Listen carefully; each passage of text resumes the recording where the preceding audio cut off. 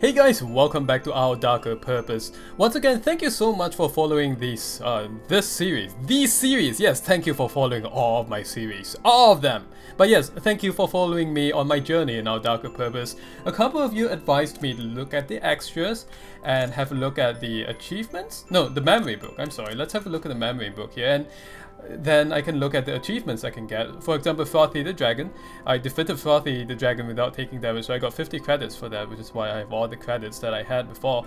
If I finish off some harmless markings with a chalk cloud, how do I even do that? Goodness. What else can I do? Defeat the defeat the Cauldron of the Yesterdayers before a second helping. That's kind of tough, but I could try doing that.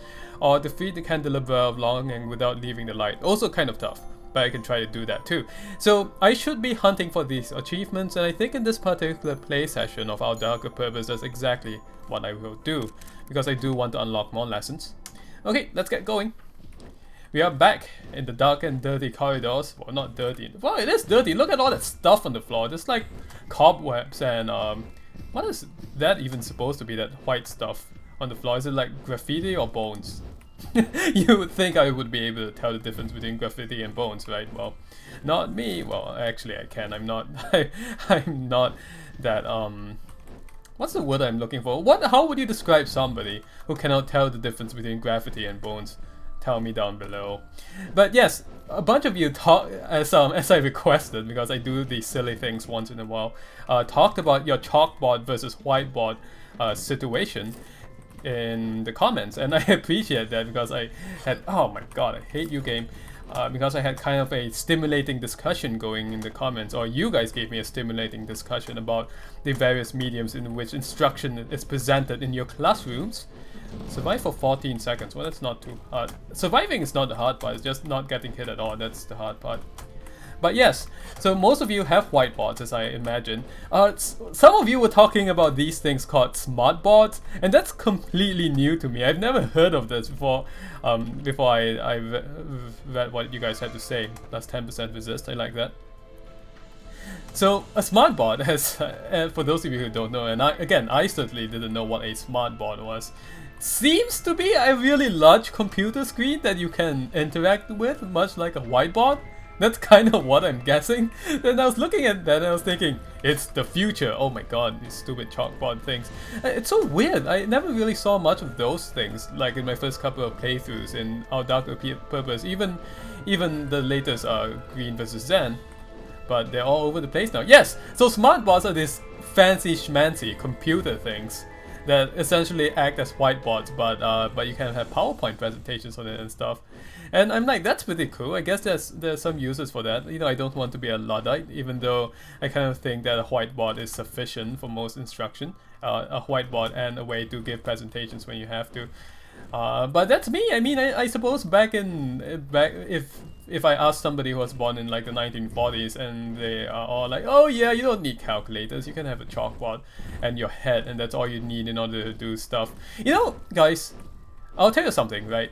When I came here from Malaysia in 1999, I was, oh god, yes, of course. Where's that one person I'm missing? There you are. I was amazed to find that most high school students here had graphing calculators. I really was, because when I was growing up, when I was learning first algebra and then what you would call pre-calculus. Here I call it advanced math. I actually learned calculus in advanced math as well. We had just normal calculators, you know, the ones that don't do any kind of graphic, right? Oh god. Let's see if I can get some of those coins, dude! I hate you, you urchins! Give me coins. Now I can get out of here. So yeah, so we didn't have these fancy graphing calculators you guys had. We had to use flexi curves. You guys know what a flexi curve is, even? Right? So you know how it is that you can do like a TI-83 can display a graph for you, right? Like a exponential function, right? Or not even an exponential function. Math, haha! Let's say, for example, x squared plus 3x plus 6 or something like that. So that curve can be displayed to you on a graphing calculator, right? So it's not like you actually had to just draw it a lot of the time. So maybe you did. The point I'm trying to make is that we had these really weird flexible rulers we call flexi curves, which you can bend it to the shape that you want to draw and it'll keep its shape. And that's how we did our graphing. You know, when it came to logarithms, for example, we didn't have a calculator to tell us what the logarithms were. We had to look it up on logarithmic tables. You know, that kind of thing. Like, all the students had to go out and buy a book full of tables, and whenever we had a logarithm problem, we had to find out a logarithm or something, we had no calculators to do it with. We just looked it up on a table. So I first found out about graphing calculators during a trip to Singapore, and I was amazed. I was like, holy cow, you know, the calculators have, you can make graphs on them. That's really cool. And then again, like I said, I was even more amazed that most students here in high school have graphing calculators, here meaning the United States. And now I find out the students have these smartboard things. I'm thinking like in 50 years, when I'm an old man, you know, we won't even need teachers anymore. You download your lessons directly into your head. I think that's what it's going to be. I don't really know for sure. I mean, I can predict the future. Who knows? Maybe that's the case. Maybe you don't even have to go to school anymore.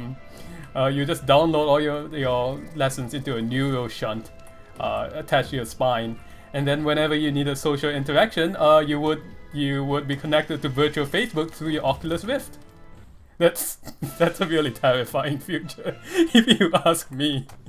So yeah, that's my long spiel about graphing calculators. Oh god.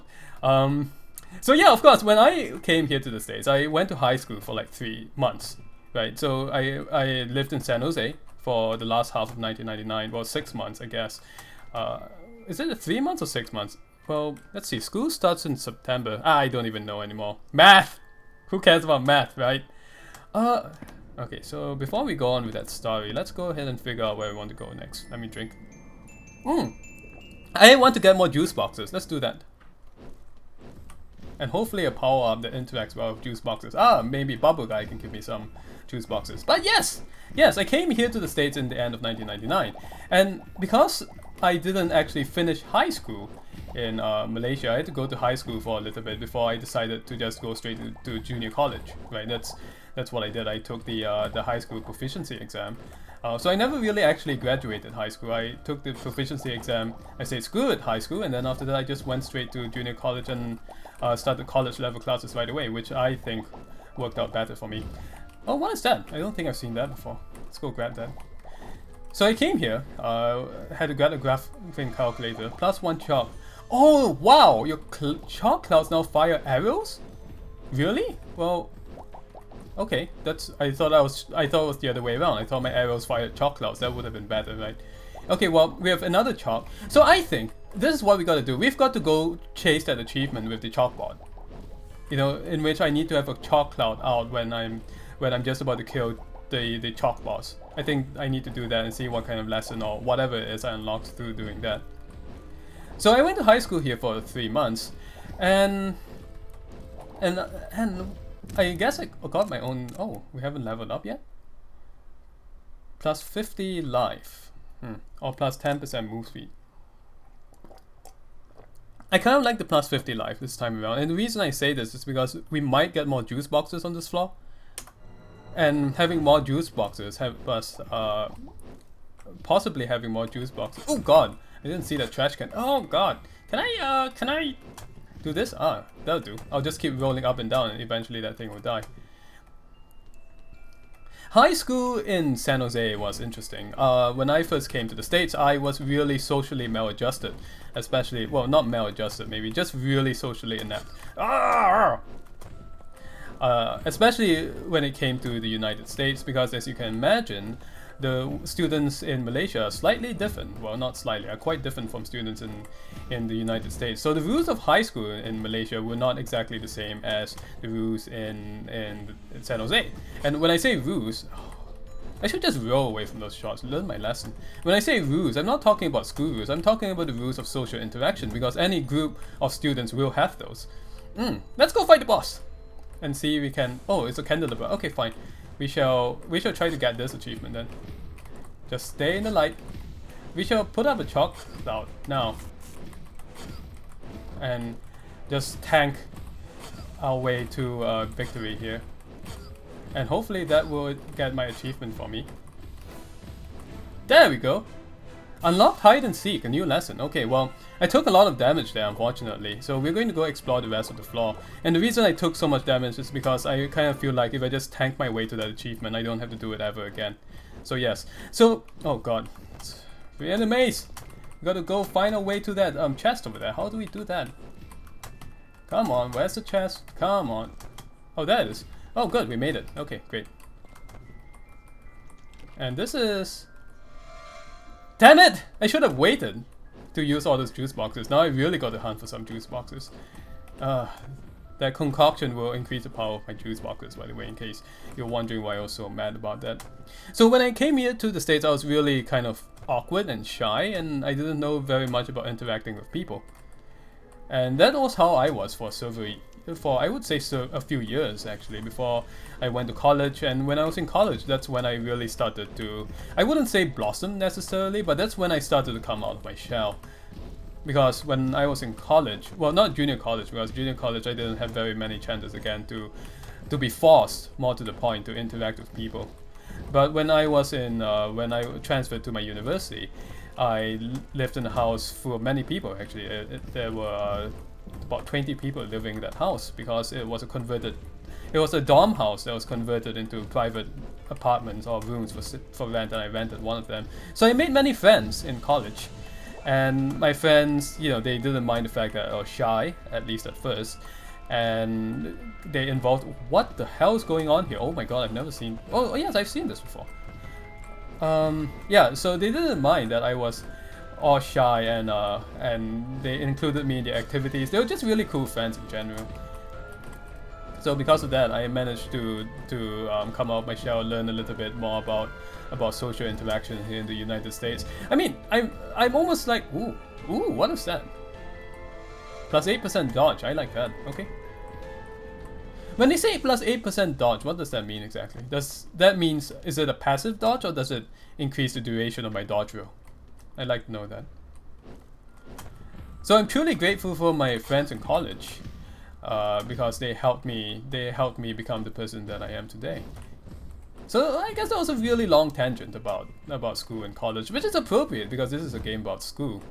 I mean, I could tell you all kinds of stories about school, both when I was in Malaysia and also in the United States, and also in Singapore. I spent a few years in Singapore, so there's some stories about that too. I went to school in many different countries, I guess, or well, 3 different countries, which is, when I think about it, it's quite a lot of countries.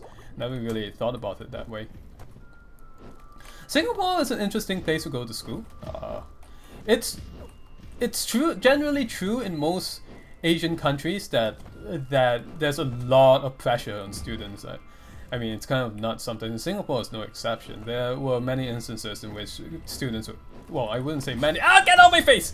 I wouldn't say many, but there were a few instances at least in which the students would hang themselves or throw themselves off of buildings because of their school grades. What should I buy here?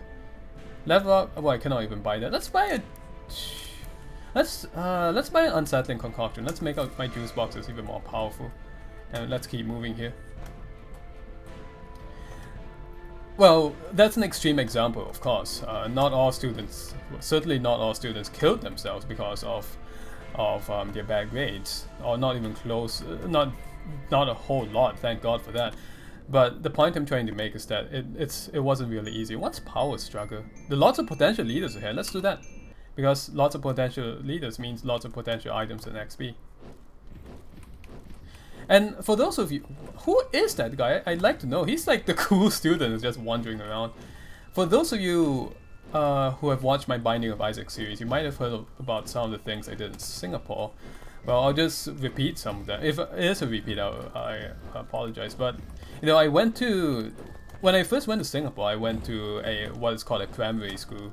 So, for those of you who are American, or those of you who didn't grow up in a system where there are primary and secondary schools, well, that's I want to say that's grades 1 to 6 for the American system. Because we started at 6 years old, and then we went through, at least in Singapore, it's called primary 1 to 6. Who is that guy? He's just like taking notes and walking away. That's interesting. So I went to Singapore. I was in primary 5, I believe, and it was fun. You know, I had some fun, and then I went to after primary 6, you have to go to what's called secondary school, and in secondary school I went to an all boys school, and that was no fun. Yeah, I've told this story before. Oh my god, I hate this guy. Oh jeez. Yeah, there's no real reason. I really think that all boys or all girls school, like single gender schools, are kind of outdated, or they're kind of a figment of a relic of the past almost. Because why would you do that? I mean, I suppose the idea, or at least it makes sense to some parents, that, you know, boys and girls together, they might get very distracted and not concentrate on their studies. But the fact of the matter is that students are students, and they don't concentrate on their studies all the time anyway. And all that really does is make it real awkward when it is time for boys and girls to interact. You know, if you are not the kind of student who would go around looking for opportunities to interact with the opposite gender in the first place. Potato battery. Oh, that is a really good item, but I don't have the tokens for that. Should I buy another juice box? I think I'll wait on buying a juice box. I'll wait until I actually know that I need it. Let's see if we can get more tokens somewhere. Okay, and here is this. What is the deal with that, dude? I don't understand. Oh my god, I hate this. Oh. Okay, this should be easy here. All I need to do is take pot shots. That missed. And of course, the school that I went to was a school that doled out punishments in push-ups for minor infractions. So all boys school. So I guess the idea was to make us stronger while we are having a punishment. And if you did something particularly bad, like shoplifting or fighting in school or something along those lines, then you would get the punishment of being caned. And we did have public canings. This is Singapore. So I know when I was a kid, I attended a public caning, not by choice, mind you. Our teachers made us go assemble the entire school assemble for a particular public caning. And I believe that public caning for the boy was either shoplifting, or it was the boy who put a mirror on his shoe so that he could look at the art teacher's skirt. That actually happened. Still amuses me to this day that he did that. This is the kind of thing that happens in an all-boys school. You know, frustration, right? I mean, I'm not suggesting that in a co-ed school that boys run around with mirrors on their shoes all the time, but or they don't do that, because that's if you are the kind of boy who would do that anyway, you would do it no matter what, unfortunately. But what I'm saying is that teenage boys are teenage boys, and you can't really control their urges just by sending them to an all-boys school. It's better to talk to them and understand them and try to guide them on the right path than put them in an artificial environment that just makes them socially impaired when they come out of it. Okay, that took a serious turn. Stuff. Yes, 10% attack speed plus 20% more damage to boxes. To boxes. Yes, yeah, I'm the box hunter. Or twice as likely to drop chalk juice boxes and tokens. Ooh, I like that, but I like this better. I just want to do more damage against bosses. Ooh, what is that? Yes, range up. Oh, I like that. Yeah, let's have some range up goodness here. Who are we fighting on this for? We're fighting the goddamn cauldron, aren't we? Yes, we can try to get the other achievement this time around. So do you agree or disagree with me that that single-sex schools, I forget the term for it exactly, aside from all boys and all girls, are generally not a great thing? I don't know, I really don't like the idea of them, to be quite honest with you. And I don't see what the practical purpose is. I kind of feel like the students coming out of it will come out just a little more socially, what's the word I'm looking for? Oh, they wouldn't have enough experience, let's put it that way. I don't know. And again, just because you are a single-sex school doesn't mean that you can't get a girlfriend or boyfriend elsewhere. So that's that. I will say though that that school that we went to, the other thing about that school that I went to in Singapore, should I even say more things? I feel like I'm giving out lots of details that could put. It's hard to identify me just by the school I went to, I think. Ah well. Tato? What's that supposed to mean? Are they Tato? Tato? E? Potato? Oh, they're spelling potato. Okay, well, that's like a group of people hiding in bags. They're obsessed with potatoes or something. It's kind of amusing to me. Let's go in here and get in here and destroy these things. Now, I will say also that the school that I went to was a hardcore Christian school. That's the other thing, right? So one of the schools I went to was a hardcore Christian school, and then of course, all kinds of things were satanic, including magic cards, which is something I alluded to in the binding of in the head Green vs Zen, in which I played magic with Green and Rockly Smile, but I didn't really talk much about it. I guess because we were too busy trying to beat each other in the game. But basically, I forget whether it was a video or a lecture or testimony that I listened to, but the idea was that this person started playing magic cards, and because of that they started seeing a shadow hiding behind them all the time, like out of the corner of the eyes. And eventually the pastor said it was demonic possession, that shadow that always stalked him, and it was because he was playing magic cards. So for a while, it wasn't that I really believed them about the magic cards, because my best friend, and still my best friend, my oldest friend, was playing magic cards at the time, and he was in that school, and it's not like he became a Satanist, you know? I mean, the evidence was right there in front of my eyes. It's just that I wasn't that interested in magic cards in the first place, and frankly speaking, I only got interested in magic because of the Magic 2014 game. But it just goes to show some of the weird things that people believe. There was that whole scare about Dungeons and Dragons like 20 years ago, about how Dungeons and Dragons leads to Satanism, or something along those lines. I forget exactly what. I believe there was a kind of a movie / kind of documentary that was made about that. And then of course, I think it was called Mazes and Monsters or something along those lines. But of course, you know, I mean, nothing happened. There are millions of people who play Dungeons and Dragons, and even more people who play things that are derived from Dungeons and Dragons, like Baldur's Gate and other such video games. Nothing happened to them. I mean, for God's sake. I think before we fight the boss, okay, 3, 2, 1, can't wait. Huh? The dark fire will not avail you. Wow. What? When you say it together, it just sounds like him. Him? Who's him? That's some kind of boss? Alright, we're going to go back and we're going to go buy that last juice box because I didn't find one.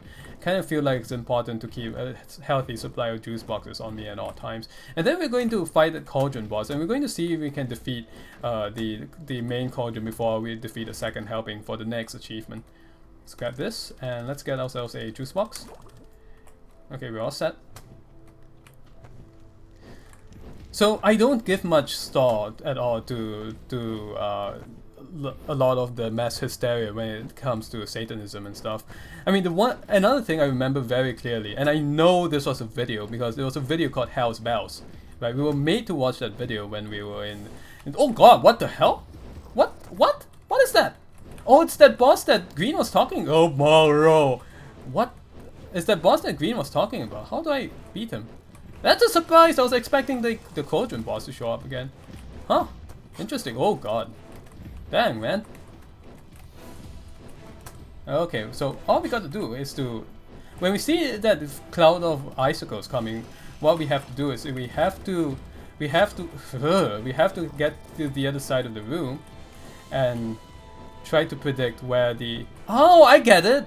I always have to hide behind that ice thing. Got it. Oh God, you and your crystals just pinging the hell out of me. Okay, we hide here. Ugh. And then we ambush the dragon on the way when he's on his way here. Okay, I got it. There we go. I think I got this. Start see the inanimate, huh? Shouldn't be too bad. I just need to again hide. I wonder what the achievement is for that I need to unlock the lesson or whatever the heck. Alright, so that's done. I've got to remember to hide from those crystals. Oh God! Oh, I should have dodged away from that. Alright, hide up here.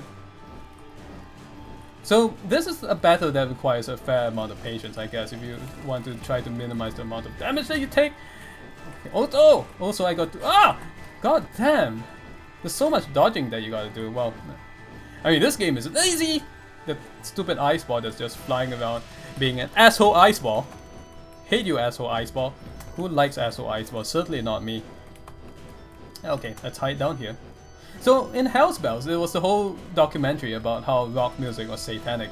And in order to make their point, they use examples from like AC/DC. They even named Bananarama as a satanic influence, or at least the last full one, you know. Who, like nowadays, who thinks of Bananarama, which is what was, I think was a late 80s band, like girl band, I want to say, as being, oh god, I should heal myself. I'm just talking about Bananarama here. I almost died, I didn't notice, okay. Yeah, who thinks of Bananarama? Ah, stop it, Satsi, I'm trying to talk about satanic rock music. About Bananarama as satanic. I mean, cheesy, maybe, I don't know. So of course the example that all the videos use is Stairway to Heaven, right? Supposedly there's backmasking in Stairway to Heaven if you play it backwards. How did that even hit me? I don't know. If you play it, supposedly if you play Stairway to Heaven backwards, you will get a satanic message of some kind. Okay, that's done. I think I'm done with this floor. Let's read the entry here. The Winter Musical. What? They keep making dragons and they keep coming to life. Finish Satsi an anime with his own glacier spike? You can do that? How do you do that? Okay, cool. That's interesting. Let's move on to the next floor then. So now we are going on to the floor which I can never beat. It's the Woundwall Fortress. Let's see how well I do against What's-Her-Face this time around. So yes, supposedly if you play Stairway to Heaven backwards, there's a point in the song in which you hear a satanic message. When the band heard about those rumors, of course, they said, what is that? They said that the song was only meant to be played. Oh, it's coming out of the closet! What is that? I don't like it. Okay, let's... That's real creepy, whatever the hell that is. Oh god, it's taking forever for these guys to die. I just want to leave this room because that closet is creepy as hell. Well, since we're here anyway, let's go grab that token that I see over there. And let's get out of here. Can you imagine that if you went to a school with a closet like that? Like, like if you went to school and you know that there's a closet at the back of the classroom in which you know that at random times like an invisible boy will come out of it, or a ghost will come out of it, and you know this not as a rumor but as a true fact. How would you feel about that? Right? I mean, sure, if you were in the classroom, you would just laugh it off with all the rest of your friends and stuff like that. But let's say if you had to stay home after school because you had to clean up the classroom, or you had detention, or you had a project that you needed to do, and you know that you're in that classroom, that closet, how would you feel about that? I don't know. Ah! I hate this guy so much. Oh god. I might die before I fight the boss! Ugh. Okay, I have to keep rolling. Okay, I just gotta remember, I gotta keep rolling when it comes to this guy. Because that makes actually hitting him real hard. So, kind of a dilemma here. Yeah, because I don't think I have enough resources left to fight the Woundwall Fortress in Goneril. But at the same time, I kind of don't want to explore the rest of these rooms because these rooms are real grueling. And I'm losing like 7 HP per hit here. Okay, let's get... He's called Andrew the Attentive. Well, he's really attentive. He's paying way too much attention to me, I'll tell you that. Come on, Andrew, stop paying attention to me. I'm just the girl who is stabbing you to death with fireballs. What is the deal for fireballs anyway? Well, I don't know what the law is for that. All I know is that Cordy, the main character, woke up in the classroom after being left for dead. But I don't know why she shoots fireballs. I don't think that part was ever explained. What's this? Oh, it's the shotgun thing. Well, let's use it. Well, shit. I don't think I'll do well against the boss, if I'm going to be real honest with you. But the rooms are so dangerous that I might as well fight the boss and make the best of it. Let's go. Okay. Okay, so first of all, let's destroy some of the parts of the fortress. We're going to play this like a bullet hell shooter. Alright? And we're going to concentrate as much as we can as doing as much damage as we can in a concentrated manner while dodging as much as we can as well. So get rid of that. Okay, see if we can... Oh god. I really don't... Okay, don't like that one bit. There's just too much stuff going on here. Taking all the damage from these guys. If I had more juice boxes, I would be okay, but I don't. Okay, so we got rid of that thing. Oh, and there's way too much going on here for me to be okay. And let's see if you can destroy this house over here, because that house is spawning these guys, and it's making it real difficult for me to get out of here, or to concentrate on dodging bullets only. Okay, so three guys came out of that. Oh my god, I hate this boss so much. Okay, I am going to lose here. I'm not even going to get a chance to fight Goneril, unfortunately. Okay, alright. Let's go ahead and try. I was going to say go ahead and try to take out the cloud spewing boxes, but that's not going to happen. Okay, well, that's it. Wow, tough boss, unfortunately. Well, tell you what, let's go ahead and look at the memory book or the extras and see what I've unlocked. I thought I unlocked something. Oh, there it is. Okay. Hide and seek. Start with 30% more roll speed. Yes, please. I like that. I like being able to start with more roll speed. Let's do that. Alright, so I've equipped that and I've equipped that. Now, I'm curious. What did I get for... No, I didn't get another achievement. I was expecting to fight the Cauldron, but I did not get that chance to go for that achievement, so that didn't happen. Let's see. We look at the memory book again. And yeah, Succeed and Animate. I haven't even gotten to chapter 2, let alone chapter 3 or 4. This is going to be a long slog. Anyway guys, thank you so much for watching, and I'll see you guys next time. Bye bye.